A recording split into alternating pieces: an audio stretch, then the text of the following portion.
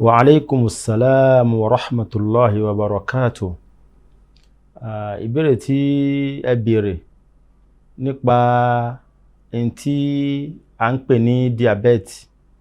àti nǹkan tí a lè lò sí. Kí ni àwọn àmì tá a fi mọ̀ pé diabetes ń ṣe wá? Àkọ́kọ́ ni pé kí ni nǹkan tí àwa ń pè ní diabetes lọ́dọ̀ wa, òun náà ni ìtọ̀ ṣúgà. Ṣé wá rí ìtọ̀ ṣúgà yìí, nínú àwọn nǹkan tí máa ń fa ìtọ̀ ṣúgà kí ó bẹ̀rẹ̀, àti pé láyé tá ń lò lọ yìí, Ọlọ́run ti wá tètò ayé tó já sí pé àwọn àrùn tó já sí pé àwọn àgbàlagbà ní í ṣe láyé ìjọ́un, gbogbo èèyàn ní í ṣe nísìn, àtọmọdé àtàgbà ní í ṣe nísìn. Ṣé wá rí diabetes, ìyẹn ìtọ̀ ṣúgà tá a wí yìí, nínú àwọn nǹkan tí máa ń fà á, yàtọ̀ sí pé èèyàn bá a lé, torí pé èèyàn lè bá a lé tó bá ti wà nínú ẹ̀jẹ̀ lọ́dọ̀ àwọn òbí rẹ̀, ó lè kó. Yàtọ̀ sí pé jínù tún fẹ́ fà á, torí pé jínù gan, a ti ṣe rúkìá fún èèyàn rí tó yá pé jínù ń sọ ń bẹ̀ pé àrùn ogún ni gbogbo àrùn tí ń bẹ lára ìyá yìí. Diabetes, èmi mo wà nú ẹ̀, èmi ń dáhùn pé ìtọ̀ ṣúgà òun lòun wà ń bẹ̀, èyí tó ń wá rán ń bẹ̀ nìyẹn. Èmi ń dáhùn pé ọgbẹ́ ẹnu, èmi mo wà ń bẹ̀, ìyẹn lèmi rán. Èmi ń dáhùn pé ìfọ́rí, èmi ń dáhùn pé inú rírun àti bẹ́ẹ̀ bẹ́ẹ̀ bẹ́ẹ̀ lọ. Tó túmọ̀ pé jínù gan náà Ọlọ́run lè lò ó ní sábàbí tó yá sí pé jínù gan lè fa kí diabetes máa ṣe yẹn. Irú ti jínù yẹn, èyí tó pọ̀jù ni pé rúkìá ni a máa ṣe, bí ó bá tẹ̀ lóye kan, àmọ́ rúkìá ló ṣàgbà. Tọ́yì. Ṣé wá rí nǹkan tí wọ́n ń fa diabetes gangan lásìkò tí a wà yìí, òun náà ni àwọn nǹkan tá à ń jẹ. Tí èèyàn bá ti fẹ́ràn oúnjẹ tó dùn jù, yóò máa fa diabetes. Tí èèyàn bá ń jẹ ṣúgà jù, yóò fa diabetes fún. Tí bá ń jẹ dáadáa, yóò fà á fún. Ìgbà míì sì wà kó yá sí pé kì í ṣe ṣúgà ló fẹ́ràn jù, àmọ́ àwọn oúnjẹ tí ó yá sí pé ṣúgà ń bẹ nínú ẹ̀ ló fẹ́ràn jù. Bí àwọn ọtí dúdùn tó yá sí pé ṣúgà ti pọ̀ jù nínú ẹ̀. Ẹ rí pé ọ̀pọ̀lọpọ̀ àwọn ọtí tí à ń ṣe lọ́dọ̀ wa ń bè náà, ṣúgà ẹ̀ kì í pọ̀, wọ́n mọ́ sábà dì kù. Àmọ́ èyí tí wọ́n bá ṣe ní a bá ti ń kọjá sáwọn ìlú mi, wọ́n mọ́ sábà ní ṣúgà tó pọ̀ rẹpẹtẹ. Ọlọ́run kí kó wa ń bẹ̀, kó wa yọ ń bẹ̀. Ṣé a rí diabetes yìí, lẹ́yìn pé àwọn nǹkan dúdùn tá a bá ti ń jẹ púpọ̀, òun ní ń fa diabetes. Ó wá dáa kémi àti ẹ ká jìnà sí ní tá à ń pè ní diabetes yìí. Wallahi ká jìnà sí, torí pé àrùn kan tó já sí pé ó lè mú ẹ̀mí lọ ni. Torí pé gbogbo àrùn tó já sí pé a bá ti ń lo efi sí ò bá tètè gbọ́. Àwọn aláwọ̀ wa wọ́n sọ pé mọ̀sọ́rẹ̀ ọ̀rìjàl tahta buruqi tama. Ikú ọmọ ẹ̀dá ènìyàn ń bẹ lábẹ́ ojú kòkòrò ẹ̀. Tí èèyàn bá ní diabetes lára, tí a bá sọ pé yẹ̀ fún nǹkan báyìí, yẹ̀ fún nǹkan báyìí, yẹ̀ fún nǹkan báyìí, tó bá ní rárá, ìyẹn náà lòun fẹ́ máa jẹ. Ẹ rí pé ikú ẹ̀ ń bẹ lábẹ́ ojú kòkòrò tó nìyẹn. Kọ́lọ́n kó ṣọ́ wa níbi àwọn nǹkan tí ó lè fa kó mú ẹ̀mí wa kúrò. Ọlá ìjẹ́ kan ṣe Ọlọ́run. Ṣé wá rí nǹkan tí a lè lò sí diabetes tá a wí yìí? Àwọn nǹkan tí àkọ́kọ́ ni pé àwọn àmì tí a lè fi mọ̀ pé diabetes ń ṣe wá. Diabetes bá ń ṣe èèyàn, àkọ́kọ́ ni pé yóò mọ̀ tọ̀ látọ̀jù. Tó bá tọ̀ tán yóò tún mọ̀ gbọ̀n, ìtọ̀ tó gbọ̀n yóò tún tọ̀. Ṣé ẹ rí ìyàtọ̀ tó wà láàrin diabetes àti infection? Tó pé infection gan bá ṣe yẹn gbà míì, ìmọ̀ mú kí èèyàn mọ̀ tọ̀ lápọ̀jù. Àmọ́ tí infection, ìtọ̀ náà ò ní mọ̀ tán, yóò mọ̀ rí pé ìtọ̀ yẹn ń ṣẹ́kù ń bẹ̀ kò tí tán. Àmọ́ diabetes ó tọ̀, ó rí pé tọ̀ yẹn tán, àmọ́ tọ̀ náà ó tún gbọ̀n yẹn, ó tún tọ̀. Tó bá ṣe sàá díẹ̀ kò ní pẹ́ jù, ó tún tọ̀ mí. Tó bá ṣe sàá díẹ̀ kò ní pẹ́, ó tún tọ̀ mí. Donc diabetes máa ń fa nǹkan bẹ́ẹ̀, ìyẹn bẹ́ẹ̀. Bákan náà, diabetes bá ń ṣe èèyàn, kò dáa kí èèyàn dọ́gbẹ́ o, kí èèyàn ní brẹ́sì. Tó bá fi ní brẹ́sì bá wà lẹ́sẹ̀ ẹ̀, nígbà tí diabetes bá ń ṣe, àánú Ọlọ́run ni ó tètè fi sàn. Ẹlòmíì ó rò pé bóyá àbí egbò àdá àjínà ní ṣòun ni, kì í ṣe egbò àdá àjínà, diabetes ní ń ṣẹlẹ̀. Torí bẹ́ẹ̀, ó dáa kémi àti ẹ̀ ká jìnà sí àwọn nǹkan tó lè mú kí diabetes máa ṣe èèyàn. Nínú àwọn nǹkan tí a fi mọ̀ pé diabetes ń bẹ lára èèyàn, òun náà ni pé kó mọ rẹ̀ lọ́pọ̀ jù. Ọ̀pọ̀lọpọ̀ ìgbà tí bá ti ń rẹ̀ jù, tànsí ọ̀pọ̀pọ̀ máa ń fa o, àmọ́ tí bá ti ń rẹ̀ èèyàn jù púpọ̀, kó mọ̀ pé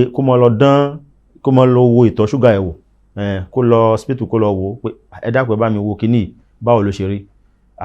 Nínú àwọn àmì tá tó fi ń dààmú pé diabetes ń bẹ lára èèyàn, òun náà ni pé kó ń tọ̀ òun kébi tètè mọ́ pa tó bá jẹun nísìnyí bí ó tó pa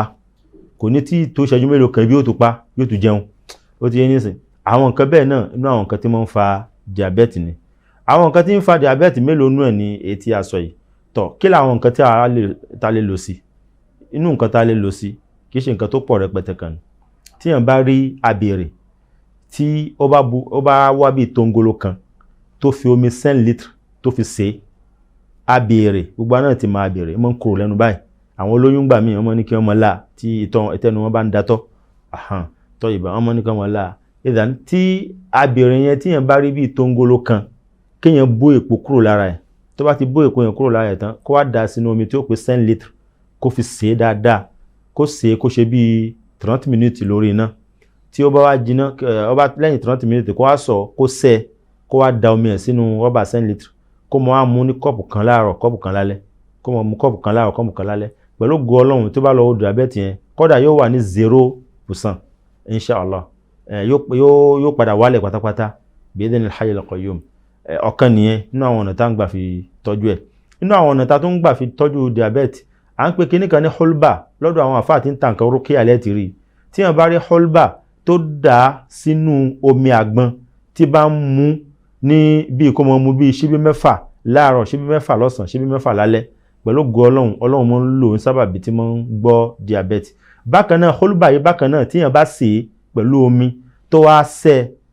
yóò sè é pẹ̀lú omi lórí iná yóò wá ṣẹ̀ṣẹ̀ wá sẹ́ ó bá sẹ́ kó mọ́ mú omi ẹ̀ kó mọ́ mú omi ẹ̀ náà kó mọ́ tó bí ìlàjì cup láàárọ̀ ìlàjì cup ní alẹ́ kó mọ́ lò bẹ́ẹ̀ òun náà mọ́ ń gbọ́ diabetes inú àwọn nǹkan tó tún lè gbọ́ diabetes à ń pe ewé kan ní ewé ọ̀wọ̀ a sì ń pè kan ní ewé kinin ó ti yé nísìn àti ewé ọ̀wọ̀ èpo ẹ̀ àti ewé kinin àti èpo ẹ̀ àwọn tá a wí wọ̀nyí a fẹ́ wá wọn ni a wá sè é ohun tóun yóò mọ̀ mú ní kọ́ọ̀pù kan láàárọ̀ kọ́ọ̀pù kan lọ́sàn kọ́ọ̀pù kan láàárọ̀ kọ́ọ̀pù kan ní alẹ́ tó bá sì wù ó lè ṣe ní poudre tó bá wù kó já sí pé yóò mọ̀ lo poudre ẹ̀ ni yóò sa yóò kọ́kọ́ já yóò ṣìn yóò wá gún yóò sa tó bá gbẹ díẹ̀ yóò tún lọ yóò wá bí poudre yóò mọ̀ bu bí ṣíbí kan sọ́wọ́ yóò mọ̀ fomi fi lò láàárọ̀ àti lálẹ́ òun náà mọ̀ ń gbọ́ bí diabetes inú kásọ̀ kan fi kún ká tó mọ̀ lọ inú àwọn kan tí ó tún gbọ́ diabetes òun náà ni pé tí èèyàn bá rí egbò kínní egbò ewé ewúro egbò ẹ̀ tí èèyàn bá rí tó bá sè é pẹ̀lú abèrè tá a sọ lẹ́ẹ̀kan òun náà gan tó bá wá jiná tó bá sẹ́ kó mọ́ wá mú ní kọ́ọ̀pù kan láàárọ̀ kọ́ọ̀pù kan ní alẹ́ tí bá mú bẹ́ẹ̀ òun náà mọ́ ń gbọ́ diabetes gan tí èèyàn bá sì ń lo àwọn nǹkan tí mo sọ yìí ó pẹ́ jù kó mọ wo bí ìjọ́ kẹta kó wá lọ dán wò yóò rí pé kíní ẹ̀ ti lọlẹ̀ gan àmọ́ ó dáa kí èèyàn lò títí kó fi lò ó tán Ọlọ́run yóò fún gbogbo wa ní àlàáfíà gbogbo ìta sọ wá lọ nípa tí ó bá yá sí pé diabetes ó lọ òkè ni tí ṣúgà bá lọ òkè ni àmọ́ tó bá yá sí pé ó lọlẹ̀ inú àwọn nǹkan tí a lè lò sí nígbà tí ó bá lọlẹ̀ gẹ́gẹ́ bí ìbéèrè tí wọ́n bi wá òun náà ni pé ṣúgà bá lọ ilẹ̀ kí èèyàn wá ewé ògbélárùkọ ewé náà gbogbo náà ti mọ̀ ẹ máa ń ní kinní funfun kan lórí báyìí ìtànná funfun báyìí máa ń ní lórí ṣòṣó funfun mọ́ wà lórí ẹ̀ èèyàn ó fi kinní fi gbó yóò fi Sprite fi gbó àbí 7up yóò fi gbó yóò sẹ́ yóò mú máa ń ṣiṣẹ́ fún tí ó bá lọ ilẹ̀ bákan náà tó bá yá sí pé èèyàn bá tún rí haba sauda àti mọ haba sauda èyí tí àwọn a máa ń pè ní nigel àwọn ní kíní sunna máa ń tà àwọn tí máa ń tà nǹkan rókè àwọn máa ń tà tí wọ́n bá lọ tí bá wá fi lo kókó ní àárọ̀ kókó gbígbóná ni kó jẹ́ kó mọ̀ fi lò láàárọ̀ òun náà máa ń ṣiṣẹ́ fún tá a bá tó wá rí à ń pè kíní kan ní bọ́ọ̀lù à ń pè ní dárò sí ní tí wọ́n tún pè ní kúrúfà tí a bá dọ́dọ̀ àwọn tí ń ta nǹkan súnà á rí ń bẹ̀ kọ́dà àwọn èèyàn máa ń ṣe níṣe pé wọ́n fi ń mu tíì nǹkan àwọn àǹfààní tó wà ní Saudi nìyẹn gbogbo nǹkan tó já sí pé wọn ò fẹ́ lọ sí díẹ̀ lọ mú gẹ́gẹ́ bí ewé èyí tí Ànábì ti sọ ni o wọn ò fẹ́ lọ sí díẹ̀ lọ mú gẹ́gẹ́ bí ewé wọ́n ti ń fi sínú oúnjẹ tó já sí pé lásìkò tó ń jẹun lọ́wọ́ náà ó tún mọ lóore lásìkò náà nítorí kọ́ ti wà nínú oúnjẹ nítorí pé kì í korò tó tún fi gbádùn ẹ̀. Igi kan báyìí ni bí èpo kan báyìí ni